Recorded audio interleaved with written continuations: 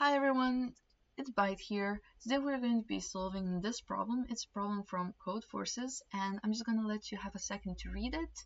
You can pause the video, and then I'm going to be explaining this first example if you've misinterpreted it or something. So yeah.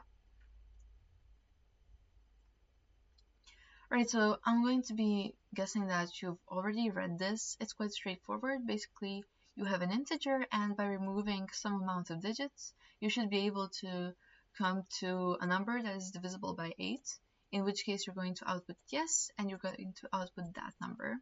So here it's 344. We also have a case where there's no way for this number to be divisible by 8. As you can see, none of the digits are even, so it definitely can be divisible, right? First, I would like to focus on the concept of divisibility by 8. So a number is divisible by 8 if the last 3 digits are divisible by 8. So basically, if we put 344 here, anything that's in front of it doesn't matter because 344 is divisible, and we're just going to output it, right?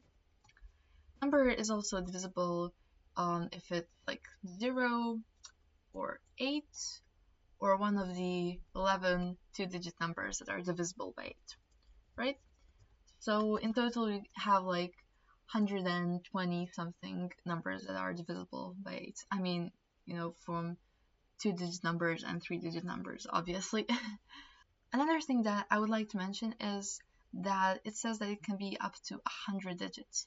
So it would be really stupid and unpractical to, write this as an integer. So we're probably going to be writing all of these as strings. Okay, so we have this number over here, and we have to check if by removing any of these, or some of these, we can get a number that is divisible by 8. So this is gonna sound like a really, really dumb solution, because it is. But what we're actually going to do is we're going to make an array. First, we're going to make an array of all 2-digit and 3-digit numbers that are divisible by 8. Because if we have any of those numbers in our number, we're gonna know if it's divisible or not. So this shouldn't take too long. There's like 120 of them or something. So first we're gonna do that. And after we have our array, we're gonna do the dumbest thing ever. So we're gonna iterate through each of the digits of the 2 or 3-digit numbers and try to find them in this number. So say we got to 344. That's like the 40th number in our array of numbers. So we're gonna see if we have first 3 in here, and we do. Then we're going to iterate from this index to the rest of the array. So we're going to have this now. And we're going to see if we have 4. And if we do have 4, we're going to iterate from here to see if we have another 4. Also, I made a mistake here. After we find 3, we're going to iterate from 4 and onwards. So you don't make some stupid duplicate mistake, right?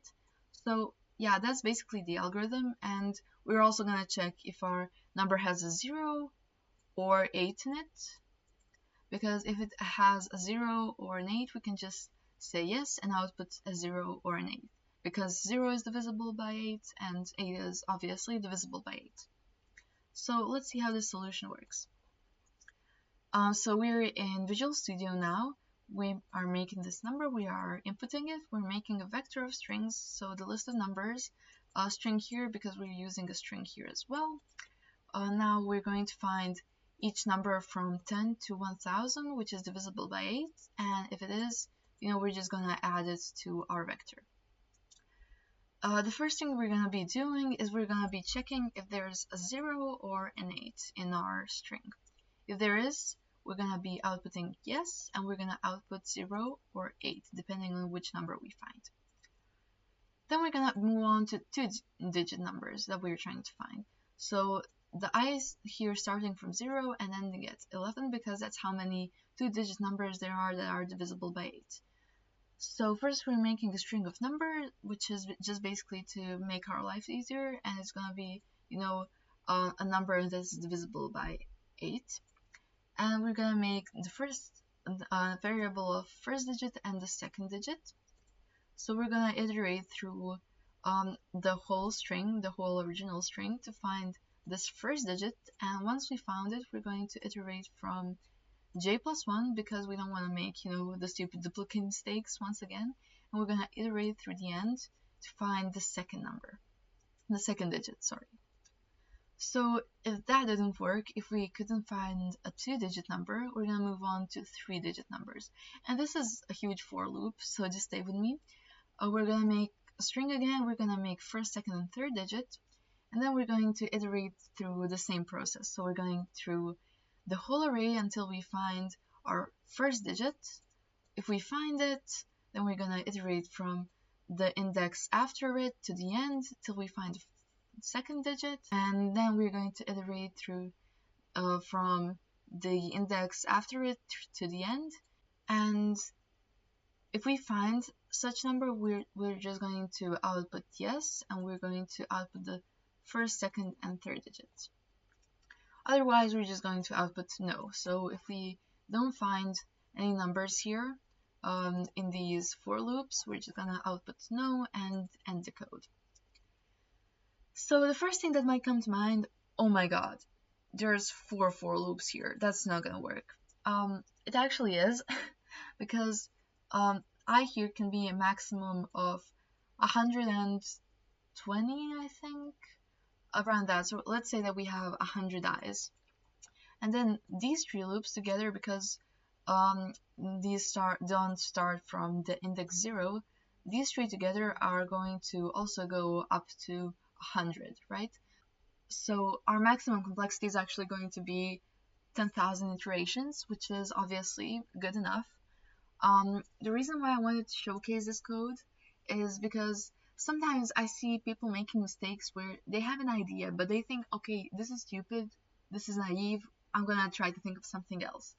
And sometimes it really is, but sometimes in cases like this, the naive solution actually does work, and I wanted to showcase the importance of that. We can see that it was accepted, that it had runtime of 77 milliseconds, and it took 16 kilobytes of memory. So that's obviously good.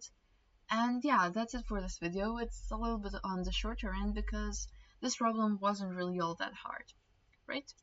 So yeah, thank you for watching. If you like this video and if you want to learn more about computer science or competitive programming, please subscribe to my channel. I'm new here. Actually, this is my second video, so I hope I'm doing good. But yeah, anyways, see you later.